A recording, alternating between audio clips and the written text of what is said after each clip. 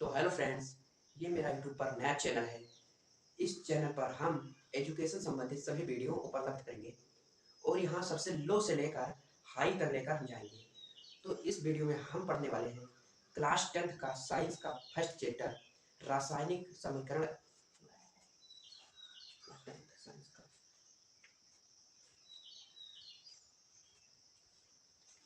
Class 10th science का रासायनिक अभिक्रिया एवं समीकरण। तो पहले पाठ का नाम डालेंगे और उसके बारे में कुछ जानेंगे।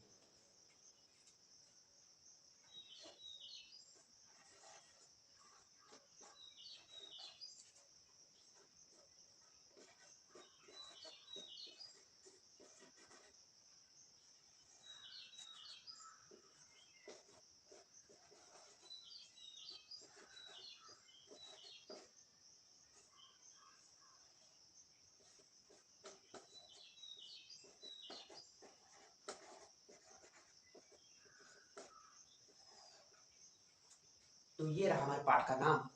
अब इसमें जो दिया है ये परिवर्तन के बारे में दिया हुआ है। तो हम जानेंगे परिवर्तन, यानी परिवर्तन किसे कहते हैं। तो पहले परिभाषा लिख लेते हैं, फिर आपको हम बताते हैं परिवर्तन।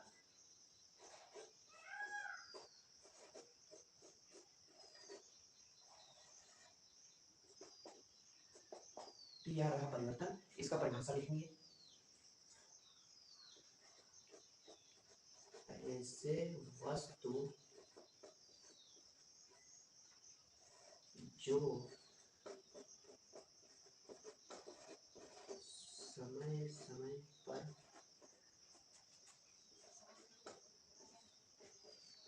बदलती रहती है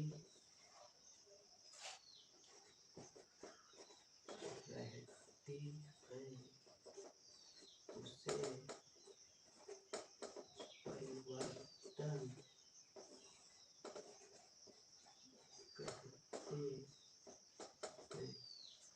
तो ये रहा परिभाषा। ऐसे वस्तुएं जो समय समय पर बदलती रहती हैं उसे परिवर्तन कहते हैं।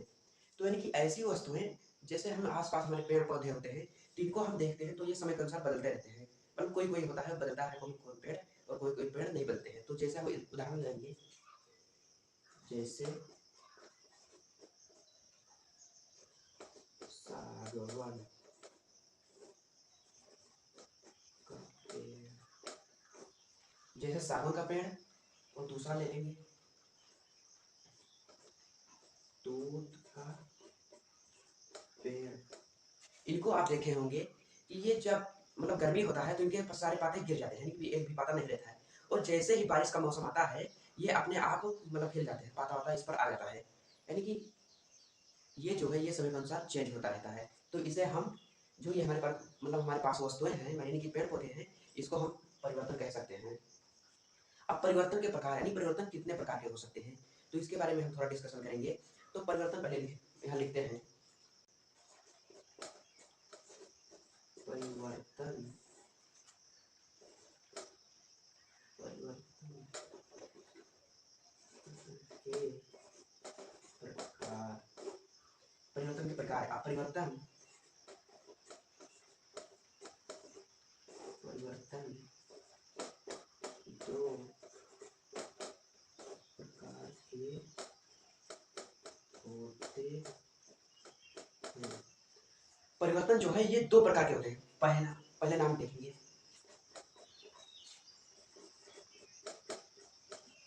भौतिक परिवर्तन, और दूसरा क्या है, रासायनिक परिवर्तन। तो परिवर्तन जो है ये दो प्रकार के होते हैं। पहला भौतिक परिवर्तन, दूसरा है रासायनिक परिवर्तन। अब इसका हम परिभाषा देखेंगे, भौतिक परिवर्तन, फिर उसके बाद रासायनिक परिवर्तन। तो इसको हम मिटाते हैं, लेना हो तो स्क्रीनशॉट आप ले सकते हैं।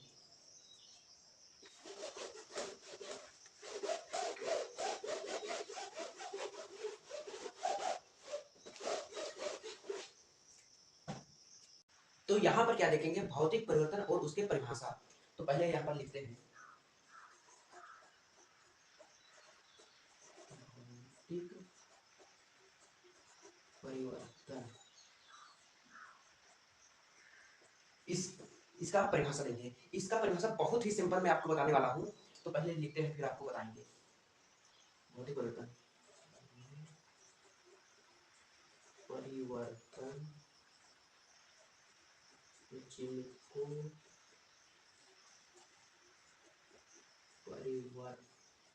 करने के बाद उसी अवस्था में लाया जा सकता है,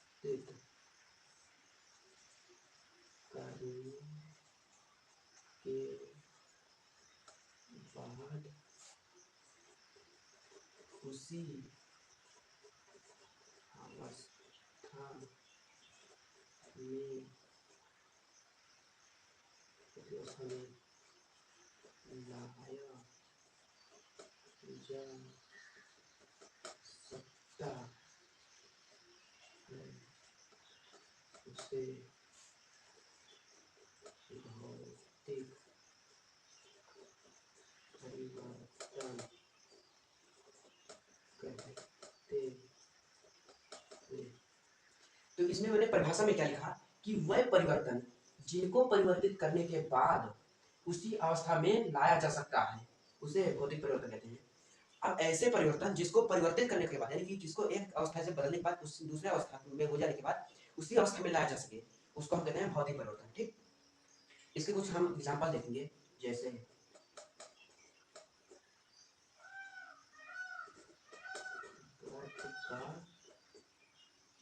गलना,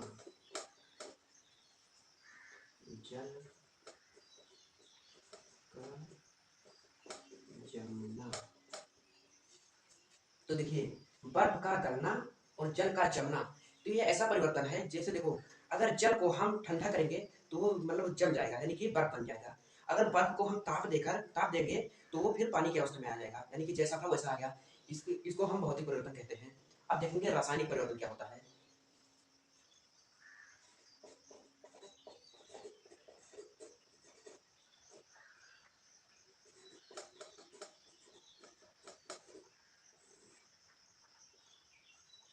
रासायनिक परिवर्तन तो सेम इसका है, मतलब इसके जैसा है, लेकिन इसका जस्ट अपोजिट है। जैसे कि यहाँ लिखते हैं, वह परिवर्तन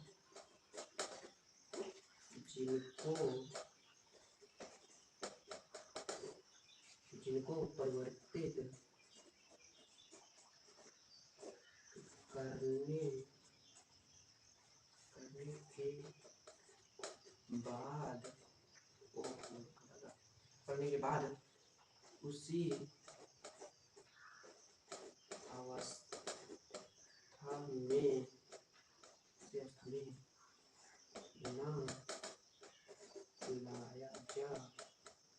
उसी अवस्था में ना लाया जा सकता है, उसे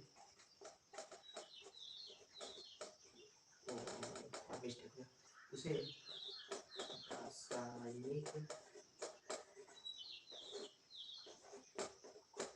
परिवर्तन कहते हैं। तो मैंने इसमें क्या लिखा है, सेम वैसा लिखा, लेकिन उसका जस्ट अपोजिट है। देखो, वह परिवर्तन जिनको परिवर्तित करने के बाद उसी अवस्था में ना लाया जा सके, यानी कि उसमें मैंने कहा था कि परिवर्तित करने के बाद उसी अवस्था में लाया जा सके, लेकिन इसमें नहीं लाया जा सकता है। उस अवस्था में ना लाया जा सके, उसको हम रासायनिक परिवर्तन कहते हैं। जैसे एग्जाम्पल देखेंगे, जैसे दूध से दही बनना। जैसे दूध से दही बनना, अब देखो अगर दूध को एक बार दही बना देंगे तो उसे हम दही को दूध नहीं बना सकते। ये एक रासायनिक परिवर्तन है। ये इसलिए रासायनिक परिवर्तन के अंतर्गत ये सब उदाहरण आते हैं। और दूसरा देखेंगे, लोहे में जंग लगना। लोहे में जंग लगना, लोहे में जंग लगता है, तो ये मतलब लोहे में जंग लगना ये भी एक रासायनिक परिवर्तन है। ठीक, तो इस वीडियो में यहीं तक, आगे देखेंगे नेक्स्ट वीडियो में। तब तक के लिए बने रहें हमारे साथ।